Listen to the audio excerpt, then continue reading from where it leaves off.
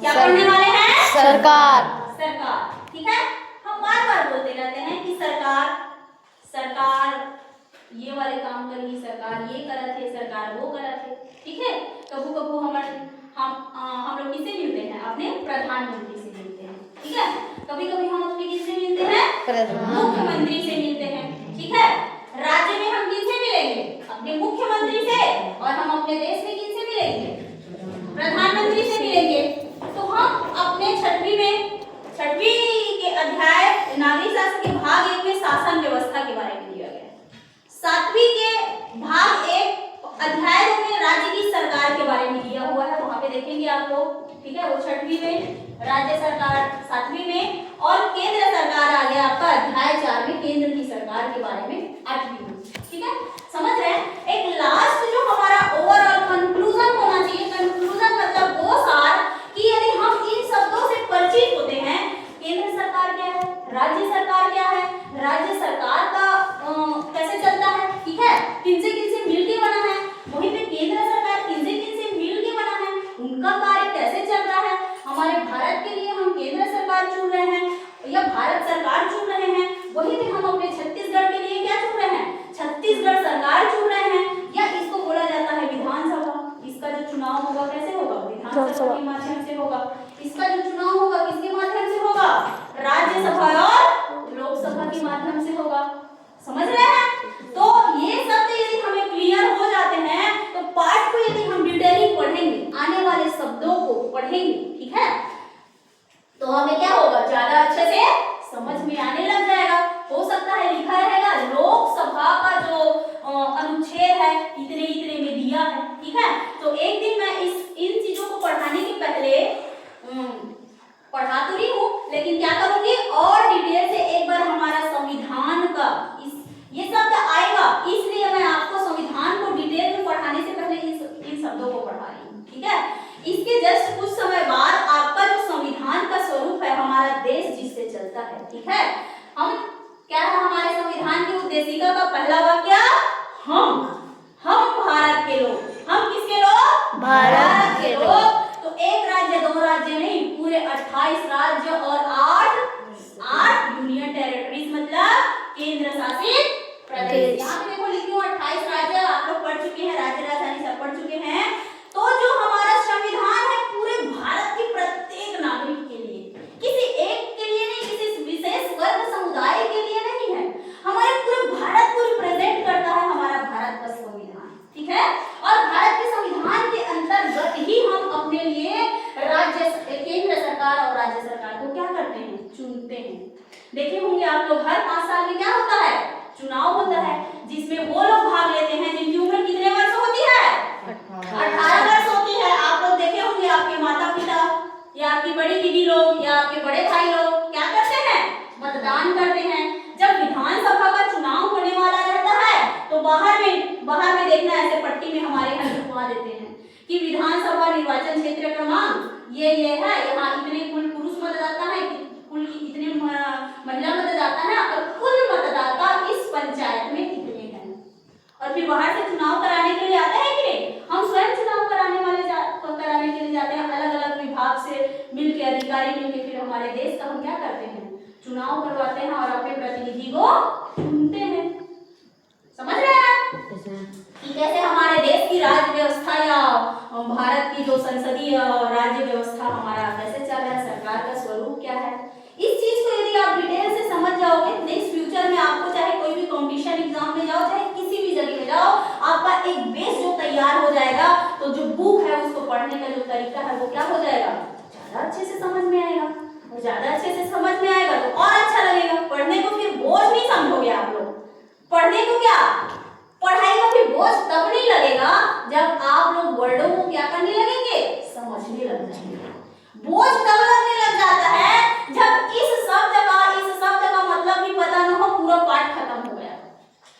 समझ रहे हैं? वो बुक अच्छा लगने लग जाएगा, वो सब्जेक्ट अच्छा लगने लग जाएगा जब उसको आप धीरे धीरे पूरे शब्दों को क्या करने लग जाएंगे? समझने लग जाएंगे। तो यहाँ पे आ जाते हैं हम, हमारे सरकार, जब हमारा भारत का सरकार चुनेंगे, हम यहाँ का सरकार यदि चुनते हैं तो कौन सी सरकार? केंद्र की सरकार या भारत सरकार?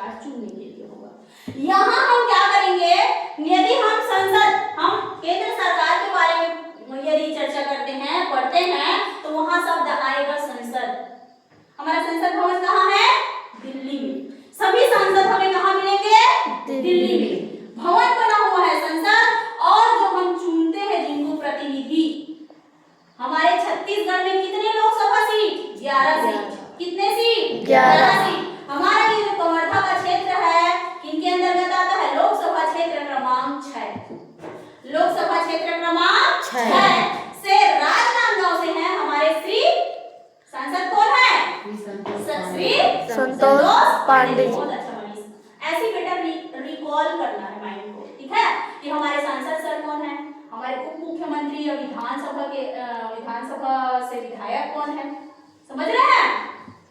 तो यहाँ की बात आ जाती है लोकसभा की, तो संसद जो है वो 3 से मिलकर बना हुआ है, ठीक है।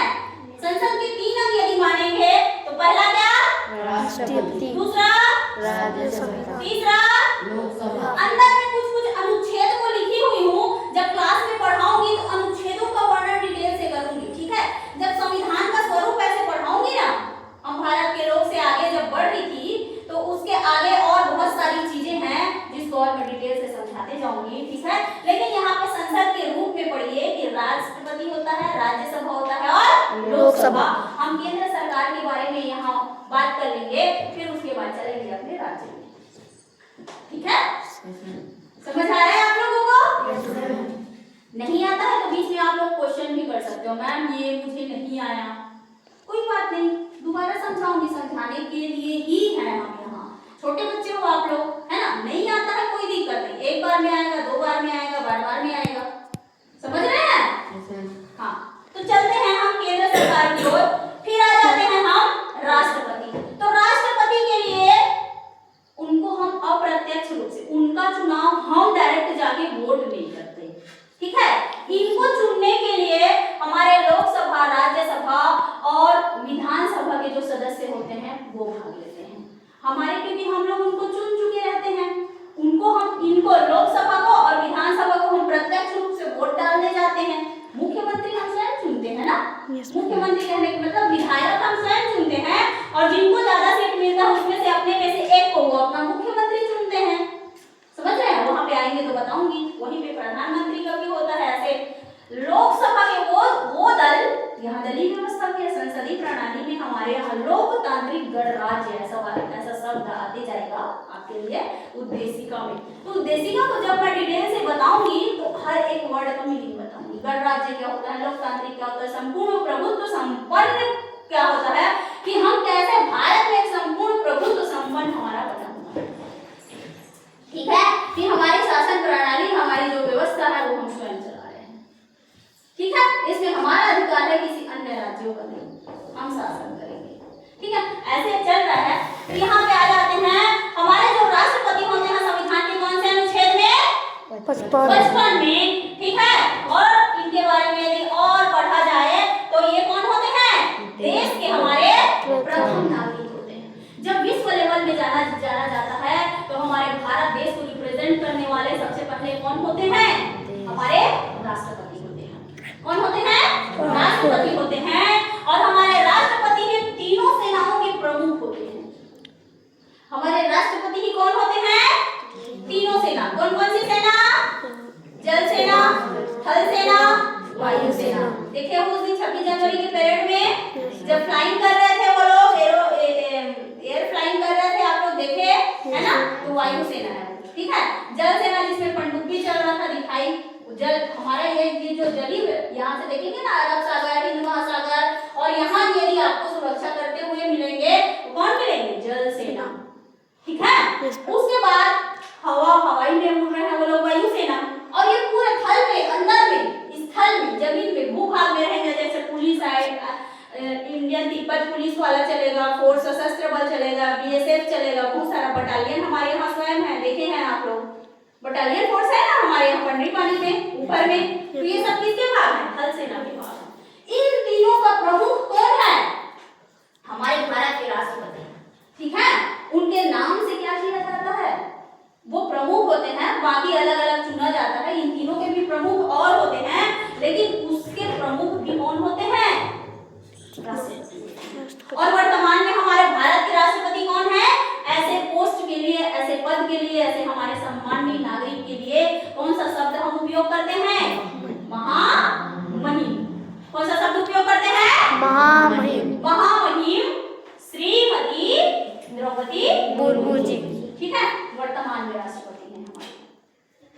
समझ आया, राष्ट्रपति कौन। उसके बाद चलते हैं हम राज्यसभा। तो राज्यसभा के लिए सीटें कितनी है, 150 सीटें हैं, जिनको हम प्रत्यक्ष रूप से नहीं चुनते, ठीक है। इनको भी अप्रत्यक्ष रूप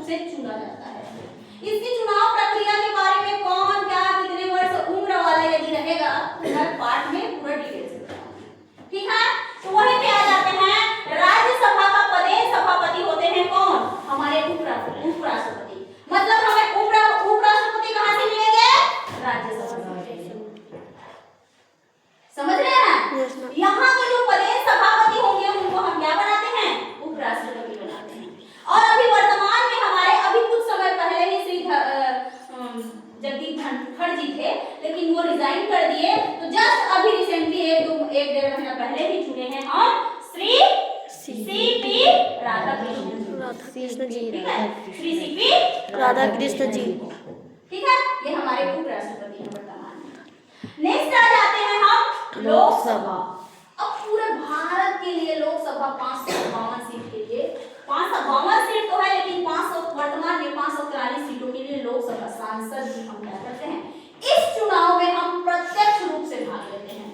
जिनकी उम्र, जैसे मेरा उम्र 18 वर्ष से ऊपर है, मैं क्या करूंगी, वोट डालूंगी। जिसको भी वोट डालना है, जो भी दल को मेरे को अच्छा लगता है, ये हो सकता है ये बहुत अच्छे पढ़े लिखे हैं, अपना विचार वहां पे चलाना रहता है कि कौन कैंडिडेट कैसा है, किनका विचार क्या है, कौन हमारे देश को आगे बढ़ाने के लिए हमें मदद करेंगे, ठीक है। हम जानते हैं कि इस चुनाव में क्या करते हैं, भाग लेते हैं। तो लोकसभा का वर्णन कौन से अनुच्छेद में है, 81 में, ठीक है। कितने सांसद चुनते हैं हम, 552 सांसद। उसी को बोला जाता है हाउस ऑफ द पीपल। लोगों का जो रिप्रेजेंट करते हैं, क्या करते हैं, लोगों के समूह का, जैसे हम चुन दिए इस लोकसभा में, किनको चुने हैं, श्री संतोष पांडे जी को चुने हैं। अब वो क्या करेंगे, हमारे इस क्षेत्र में आने वाली, हमारे इस पूरे क्षेत्र में आने वाली, राजनांदगांव है, कवर्धा है, कवर्धा में आने वाले और आसपास के खैरागढ़ के आसपास ही घर किनारे वाला एरिया, कुछ कुछ जो आएगा, उसको क्या करेंगे कि यहाँ की समस्याएं ये है, यहाँ की समस्याएं ये है, यहाँ ऐसे चल रही है कि यहाँ ऐसा डेवलपमेंट हो रहा है, इन सारी चीजों का ब्यौरा कौन रखेंगे, हमारे पांडे सर रखेंगे, समझ रहे हैं। और जब भी लोकसभा और राज्यसभा या जो ज्वाइंट होगा, मीटिंग होगा या लोकसभा का बस मीटिंग होगा, तो वो अपना डाटा लेके, आंकड़ा लेके जाएंगे कि मेरे लोकसभा क्षेत्र में इतने गांव आते हैं, इस गांव में ये समस्या चल रही है, इस गांव की स्थिति ये है, तो भारत के मेरे क्षेत्र की स्थिति ये है। हम जनप्रतिनिधि चुन रहे हैं आपके लिए, समझ रहे हैं। तो राजनांदगांव 6 नंबर से कौन, श्री संतोष पांडे जी, ठीक है। और वहीं में आगे चले जाते हैं, इन्हीं 543 में से जिस पार्टी को ज्यादा सीट मिलेगा, हो सकता है कांग्रेस को मिले, हो सकता है भाजपा को मिले, हो सकता है और अन्य पार्टियां हैं, 6 पार्टियां हैं वर्तमान में राष्ट्रीय पार्टी बनने के लिए शर्तें, यदि आप लोगों की बुक में डिटेल नेक्स्ट चैप्टर में दिया है तो उसको मैं बताऊंगी, ठीक है।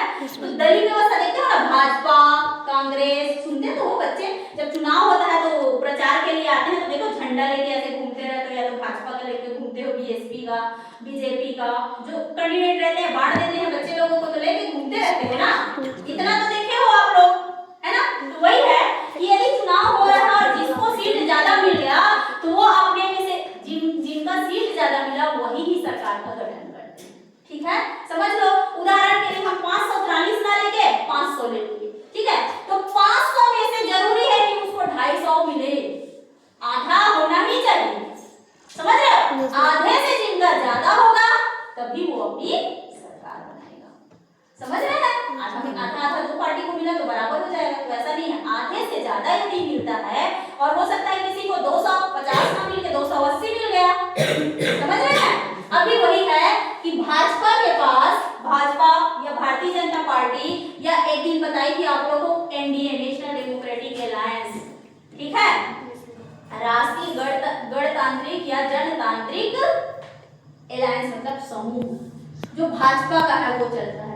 तो किनको ज्यादा सीट मिल रहा है, तो वो अपने बीच से क्या चुनेंगे, जैसे 250 सांसद हो गए बीजेपी के, तो उसमें से अपने दल, उनका दल हो गया, गठन कर लिए, ठीक है, लोकसभा का। फिर आप क्या करेंगे, उसमें से एक व्यक्ति को, जिनको हो सकता है ये प्रधानमंत्री, इनको बनाना चाहिए, वो स्वयं से चर्चा करेंगे ना, इनको बनाना चाहिए, इनको बनाना चाहिए, फिर वो अपना क्या चुनते हैं, मुखिया चुनते हैं, ठीक है, किसके रूप में, प्रधानमंत्री के रूप में, ठीक है। तो अभी वर्तमान में हमारे प्रधानमंत्री कौन है, श्री नरेंद्र मोदी जी, जो हमारे उत्तर प्रदेश के कौन से सीट से जीते हैं, वाराणसी लोकसभा क्षेत्र से जीते हैं, ठीक है। उत्तर प्रदेश, ये यहाँ पे देखियो, उत्तर प्रदेश, वाराणसी को खोज के दिखाना मेरे को, ठीक है, कहाँ पे है, वाला नक्शा भी रखा हुआ है, ये वाला भी है, वाराणसी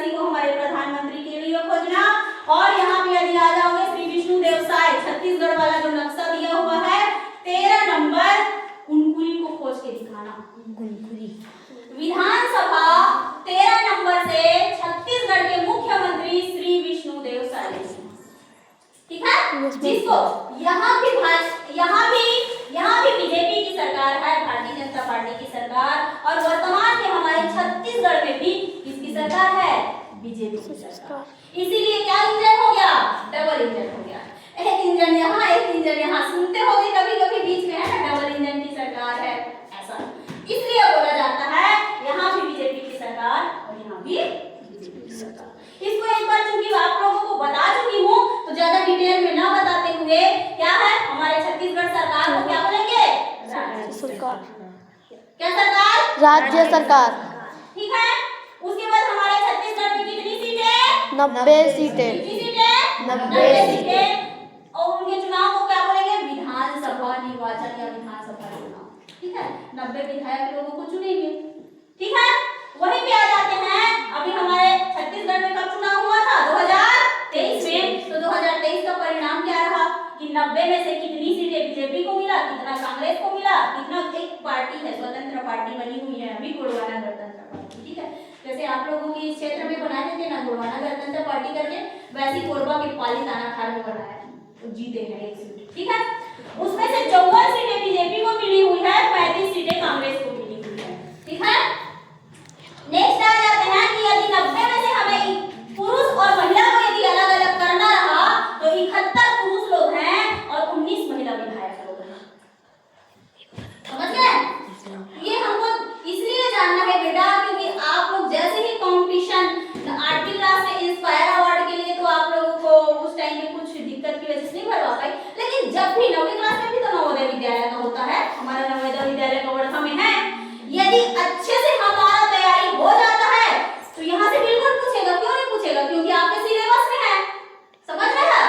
कितने लोकसभा सीट है, छत्तीसगढ़ में भी पूछ सकता है, तो बता चुकी हूँ 11 है, राज्यसभा कितने हैं, 5 छत्तीसगढ़ के लिए, ठीक है। कितने विधानसभा है, तो 90, और ज्यादा डिटेल में नहीं जाना चाहेगा आप लोगों के लेवल में, ये मैं करेंट अफेयर्स के लिए बताई हूँ कि सरकार का स्वरूप यदि चलता है तो कैसे चलता है। तो बीजेपी को देखो 54 सीट मिला तभी तो सरकार बनाया है, 45 से ज्यादा है ना 54, इसके पास ज्यादा सीट है, कांग्रेस को 35 ही मिल पाया, समझ रहे हैं। तो हम अपने मुखिया के रूप में चुन लिए, सीएम के रूप में, मुख्यमंत्री के रूप में श्री विष्णुदेव साय जी, जो जसपुर के, यहाँ से खोज लेना जसपुर, और जसपुर में कुनकुरी चले जाना, ठीक है, 13 नंबर, और फिर उसको मार्किंग करके मेरे को दिखाना, ठीक है, और वहीं पे लिख देना श्री विष्णुदेव साय, यहाँ लिख देना लोक उत्तर प्रदेश का वाराणसी, ठीक है, वहां पे खोजना और लिखना लोकसभा श्री प्रधानमंत्री श्री नरेंद्र मोदी, ठीक है। वहीं पे सरकार के एक और अंग, जैसे यहाँ 3 स्वरूप पढ़े थे ना, राष्ट्रपति, राज्यसभा, लोकसभा, वैसे सरकार का एक और भाग कहना चाहिए विधान परिषद, ठीक है। ये विधान परिषद की तुलना राज्यसभा से की जाती है क्योंकि इसका भी चुनाव हम डायरेक्ट रूप से नहीं करते हैं, समझ रहे हैं। ये कुछ राज्यों में ही है, हमारे पास 28 राज्य है ना, 28 में से मात्र 6 राज्यों में विधान परिषद है। कितने राज्यों में, 6 राज्यों में। अल्फाबेटिकल क्रम में लिखी हूँ A B K M T U, ABCDEFG पढ़ते हैं ना जब, ऐसे पढ़ा चुकी हूँ, अल्फाबेट से ही याद करना है। असम, आंध्र, असम, अरुणाचल, बिहार, छत्तीसगढ़, ऐसे याद करना है, ठीक है। तो उसी प्रकार लिखी हूँ कि विधान परिषद 6 राज्यों में है, कहाँ, आंध्र प्रदेश, बिहार, कर्नाटक, महाराष्ट्र, तेलंगाना, उत्तर प्रदेश। समझ रहे हैं।